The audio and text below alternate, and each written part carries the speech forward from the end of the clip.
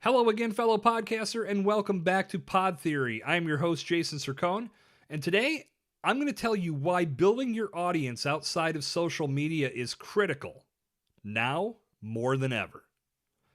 Before we get started, if you haven't already checked out episode 47 of Pod Theory, I suggest you take a quick listen to that before digging into today's content. It's going to provide a bit more insight on what I'm covering today. Or if you're just a rebel at heart and you want to listen here first, that's cool too. Let's proceed. So I shared some insights on episode 47 about the connection your podcast and social media share. But today, I want to talk about why building your audience outside of social media is so critical in today's digital climate. Now, before we dive into the deep end here, this is not to suggest that you dump social media altogether. There's still value in these platforms. But as I suggested on episode 47, that value is changing. Why? Well, there are several reasons. I'm going to use Facebook for these examples since they're the biggest. Let's talk about the biggest reason first. You don't own the space. Let's say you've sunk significant money into building a Facebook page and a Facebook following. Over the years, you've gained thousands and thousands of likes on that page. Some of those likes probably came through organic means, but the majority of your fan base was built through advertising and paid campaigns. But your presence is strong. And then you wake up one morning and Facebook's gone. For whatever reason, Zuckerberg decided it was time to retire, and he's shutting the shop down. He doesn't care that you've spent a ton of money and built your presence on that platform. Hell, that money just funded his retirement. Now, he's going to go buy an island somewhere, and you're left with no presence and a bunch of money flushed down the drain. You don't own the space. Therefore, any followers you have on that space could disappear as soon as the brain trust at Facebook presses a button.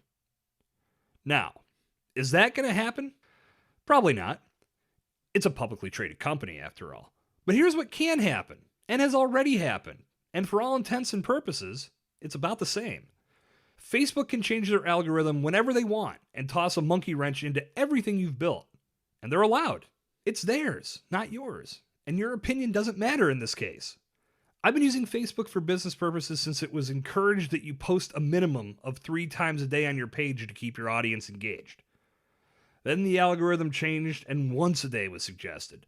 Then the algorithm changed and even once a day was buried among all of the other millions of pieces of content that people were posting. And I get it.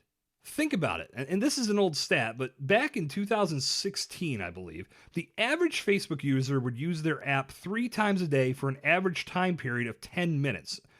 That number could have gone up, it could have gone down since 2016, but nevertheless, in that spread out 30-minute space, there's only so much content a person can consume. So the likelihood of your content getting seen in a newsfeed is pretty low because, as I said, there are millions of posts, and Facebook is trying to prioritize what a person sees in that limited time frame. So unless you pay to have your content featured, you're in a big pool of organic content, and many, many times it's difficult to get seen. So over the years, the algorithm changed again and again, and so on and so on, and fast forward to today, organic reach is dead. Facebook is pay to play for brands. And this is not a knock on Facebook at all. It was only a matter of time. You can't run ads on TV for free, so why should you be able to leverage the most trafficked social network on the planet for your business and not expect to pay for it? Here's something you can try. My girlfriend and I did this with our Facebook feeds and our Instagram stories just last week, just to see what would happen. Scroll through your news feed on Facebook and your stories on Instagram. I didn't get beyond 3 posts on both platforms where I wasn't fed an ad. So I would look at one post and go to the next, and there would be an ad. Or I would look at 2 posts, then there would be an ad. So on and so forth. This happened in my newsfeed on Facebook and on Instagram. My girlfriend didn't get beyond 4. This is what these networks are now. So unless you built significant engagement before they change the algorithms, or you're willing to invest a good amount of money in ads, don't expect to get a ton of traction on these platforms, plain and simple. Another reason why it's important to build your audience outside of social media is the general stigma around social media right now. There's no getting around it. There's a lot of shit on these platforms. But the biggest problem with that argument is that we're the ones funneling the shit into the platform. This is a topic for another day, but it's definitely something to keep in mind as you add your content to the fray. And that leads me into another reason: all of the noise. I mentioned on episode 47 that putting out links to your podcast on social media platforms these days is the same as dumping them into an abyss. There are so many people doing this exact same thing that the majority of people just keep on scrolling, and very seldom does someone discover something new, let alone interact and engage with a particular post. Sometimes that post doesn't even get seen. It's just another example of organic reach being extremely limited in today's digital space.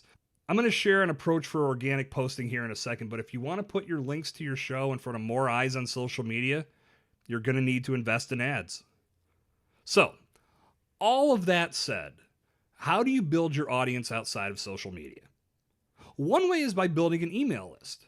From here, you can communicate with your audience on a number of topics, whether it be the release of a new episode, upcoming content, bonus materials, outtakes from your show, even exclusive content that's available only to newsletter subscribers. You can use your website and your podcast to capture new subscribers, and you can run ads on social media as well. Anyone that opts into your email list is proving they want to receive content from you. Now, they may choose to opt out in the future, but you'll be able to dictate when and how you communicate with them. An algorithm shift will never change that. Another approach is focusing on SEO, or search engine optimization. Now, of course, there's algorithms in place with search engines too. But now that engines like Google are ranking podcasts, if your podcast is properly optimized for search, people can discover your show when they look for solutions relevant to your content. For a full breakdown of how you can utilize SEO for your podcast, check out episode 30 of Pod Theory, where I interviewed Megan Pritz, a professional SEO specialist. You can also look at building your presence on YouTube and on Pinterest. I remember at one point in time, both of these networks got lumped into the social media conversation. But as they've evolved, they've taken on lives of their own, and I feel they've expanded beyond social media. The searchability each network provides gives you a leg up on other brands not leveraging these spaces to their advantage. So get in there now and make it work for your podcast. And finally, shifting it back to how to use social media from an organic standpoint, use your organic posts for conversations and for selling the solution, not the product. Share relevant content to your industry. Share your own blog posts and features. Just don't dump links to your latest podcast release all the time. If you sell hammers, people don't care that you sell hammers. They care about why your hammer will make pounding nails easier. So produce content that provides those solutions. When you do, not only will they absorb your content, they'll buy your hammer, and they'll tell their friends to buy one too. At its core, social media is designed to be social. So point your organic efforts towards conversation. Start conversations, join existing conversations, answer questions, provide solutions. Don't constantly sell. Don't constantly scream, "Listen to my podcast," at the top of your lungs. Establish yourself as the person or the brand that has all the answers. That's going to translate to more people turning their attention your way. And when they do that, they're going to find your podcast ready and waiting. And from there, the binging will begin. I know today's conversation makes me sound very anti-social media.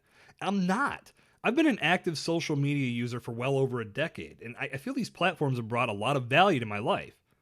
Now, that said, am I changing the way I use social media? Absolutely I am. These platforms change all the time, and it's important that we change along with them, or we're going to get left behind. As much as they may say they do, Facebook doesn't give a damn about you or me. They give a damn about how much money we put in their pocket. And guess what? They've earned that right. They've earned the right to expect compensation for what they've created. And they've earned the right to expect compensation for how businesses use their platform to generate exposure and awareness and cash flow for their operations. Building an audience outside of social media means you're building your own audience. And the more emphasis you start putting on that today, the better off all of your efforts are going to be for the long haul. And there you have it. That's episode 48 of Pod Theory. If you're picking up what I'm laying down today, please tell the world by dropping a rating and a review on Apple Podcasts or any other podcast app you use. Good talk. I'll see you back here tomorrow. This has been Jason Cercone. on Pod Theory.